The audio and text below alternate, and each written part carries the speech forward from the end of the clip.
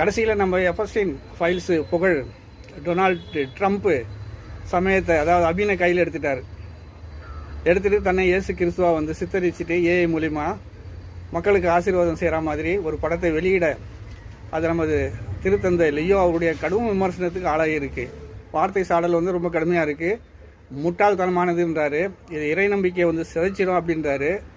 இது வந்து ஒரு கபட வேஷம்னு சொல்கிறாரு அவர். நான் கருத்து பிரிவு தான் சொல்லியிருக்கிறேன். அவருடைய மொழி நட வேறு. அது வந்து இப்படி வந்து ஒரு நாடகம் அப்படின்னு சொல்கிறாரு. ஆடைகள் அணிந்து நாடகம் போடுறாரு அப்படின்னு சொல்லியிருக்காரு. இது வந்து இப்போ ஒரு பெரிய சர்ச்சை ஆகிட்டு இப்போ உலகத்தில்.